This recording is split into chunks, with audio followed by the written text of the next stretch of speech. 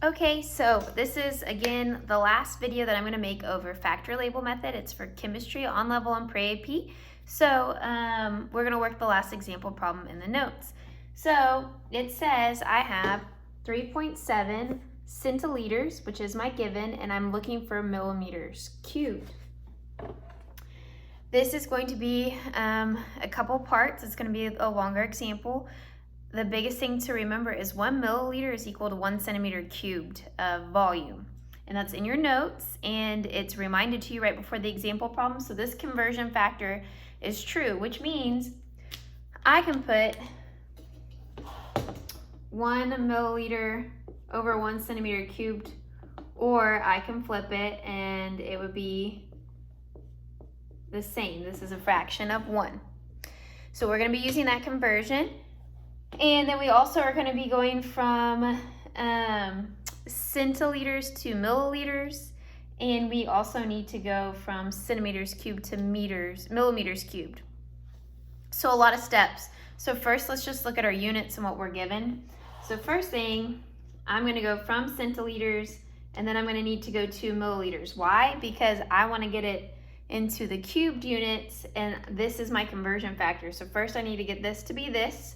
So then I can go to centimeters cubed, and last but not least go to millimeters cubed. So it's going to essentially be 4 steps, but remember the cubed ones, we have to do those 3 times, so it's going to be more like 5 steps. So hopefully you understand why we're doing all these steps and how to go. So centiliters to milliliters.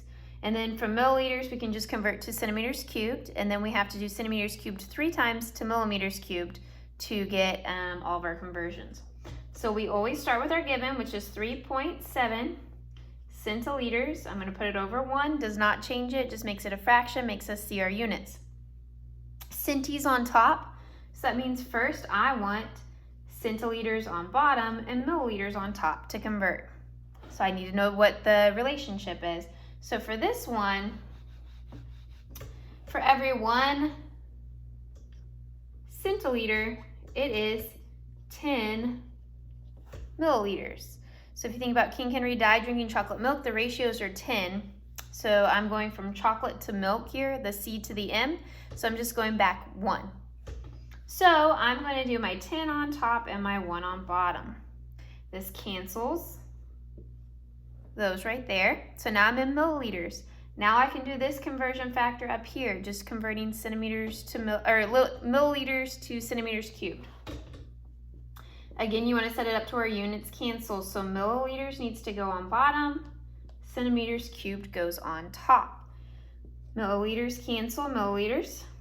And so right now, I am already into centimeters cubed. Now it's just like the previous example problem, but this time we're going to go from centimeters to millimeters. So again, I'm still going from centimeters, so this time it's cm and I'm going to mm. I'm still going from the c to the m though, so it's still a relationship factor of 10. If you are having trouble with the King Henry died conversions, let me know. I can do a separate video over those, just to kind of refresh your memory. So now I'm going to convert. I have to do it 3 times to cancel out all 3 of these centimeters up here. So centimeters needs to go on bottom so units can cancel. So 1 centimeter goes on bottom, 10 millimeters goes on top. I did it once, it canceled one of these, I made that a 2. I'm going to do it again. And I'm going to do it one last time, but I'm running out of room, so it's going to kind of go down and look a little funny. And I apologize. But then these centimeters can cancel the rest of them. So that would be the math that you would have to do, and that's the work.